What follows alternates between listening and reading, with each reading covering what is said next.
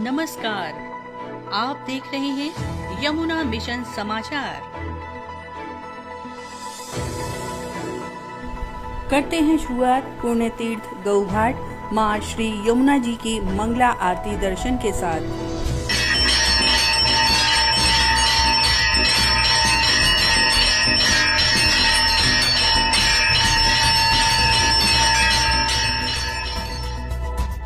द्वारिकाधीश मंदिर मथुरा, जहां मंदिर के आसपास के क्षेत्र में यमुना मिशन के कार्यकर्ताओं द्वारा सफाई निरंतर जारी है।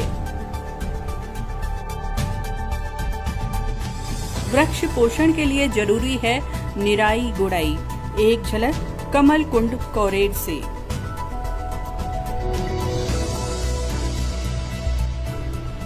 वृक्षों की सिंचाई भी अति आवश्यक है। आइए देखते हैं एक झलक NH2 यमुना मिशन मार्ग एवं सूर्य कुंड वृंदावन क्षेत्र से।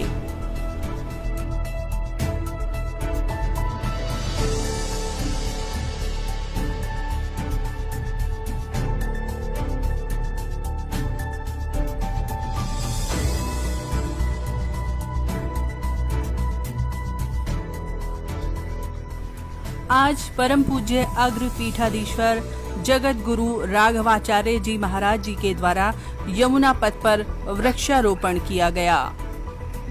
इस अवसर पर आपने यमुना मिशन के कार्यों के संदर्भ में अपने विचार भी व्यक्त किए।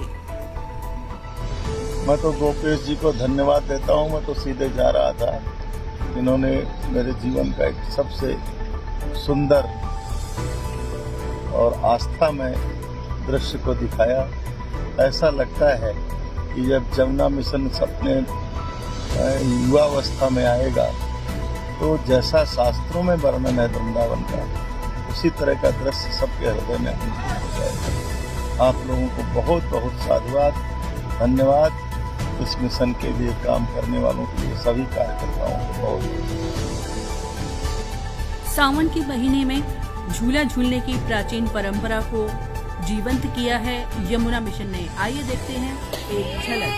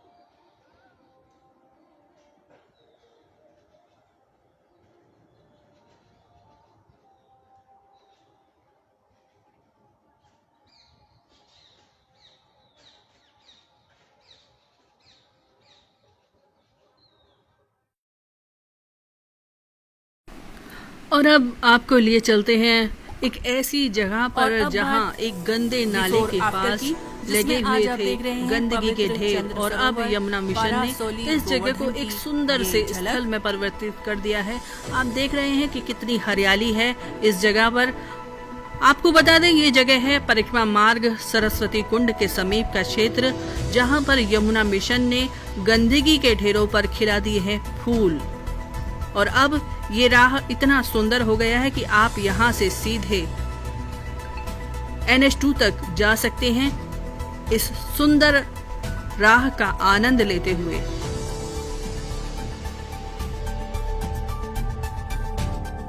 आज जोधपुर से पधारे अंतर्राष्ट्रीय राम स्नेही संप्रदाय के संत श्री हरिराम जी महाराज, संत श्री प्रियादास जी महाराज, संत श्री चेतन राम जी महाराज, संत श्री श्रवण राम जी महाराज, संत श्री संत राम जी महाराज ने यमुना मिशन मार्ग का अवलोकन किया और सूर्य कुंड पर वृक्षारोपण किया और तत्पश्चात गौ घाट यमुना मिशन संध्या आरती में भी पधारे।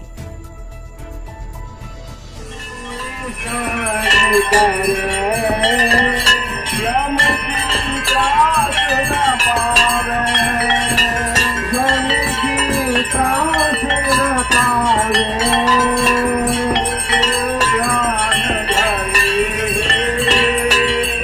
जोधपुर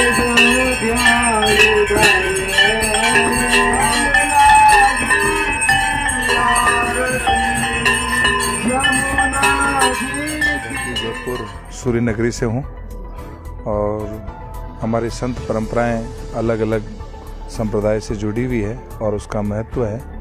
तो उन्हीं संप्रदायों की श्रेणी में रामसनेही संप्रदाय हैं। तो हम रामसनेही संप्रदाय की परंपरा के हम सभी संत यहाँ आए हैं चातुर्मास को निमित्त बनाकर। ये इसमें से हमारे प्रियादास जी का और हमारे शिवराम दास जी भंडारी जी का है। मैं दोनों को साधुवाद देता हूँ। और गोपेश जी महाराज से संपर्क हुआ और मैं इस दृश्य को देखकर मैं बड़ा अभिभूत हूँ और आनंदित हूँ, प्रमुदित हूँ।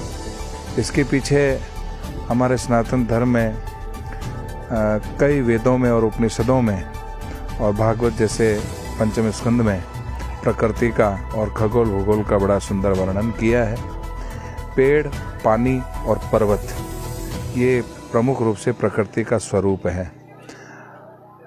आबादी बढ़ी, कई तरह की अवस्थाएं आप लोगों ने देखी हैं, सुनी हैं, अभी मुझे ज्ञात हुआ। पर यमुना मिशन के तत्वावधान में ये जो कार्य, महती कार्य है, वास्तव में स्तुत्य और सराहनीय है।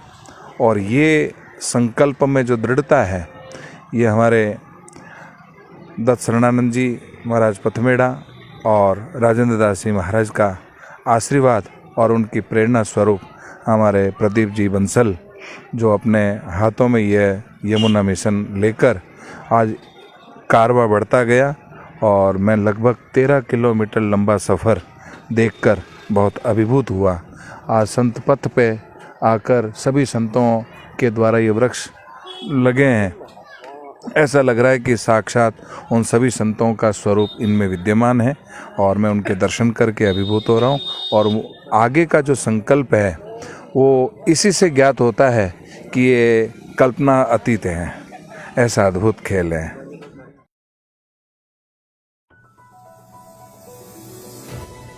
और आइए अब आपको लिए चलते हैं सुदर्शन घाट, जहां की जा रही है मां यमुना की सांध्यकालीन आरती।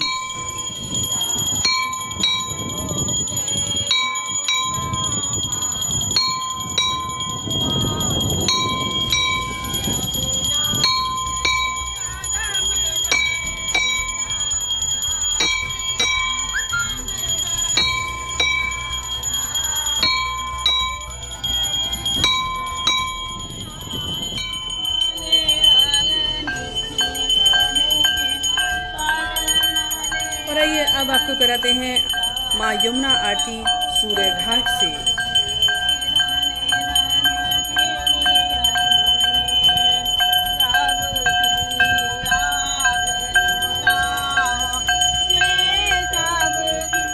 और आइए अब आपको लिए चलते हैं गोकुल के ठाकुरानी घाट और कराते हैं आपको यमुना जी की संध्या आरती दर्शन।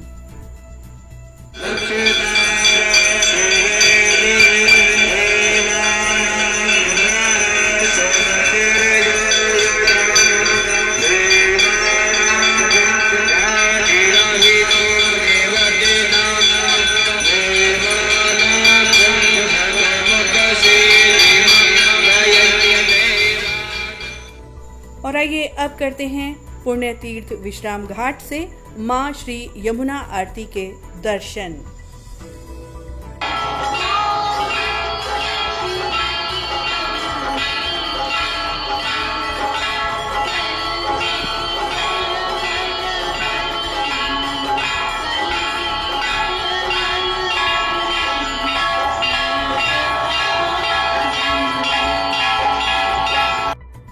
और अब बता दें आपको कल के मौसम का हाल।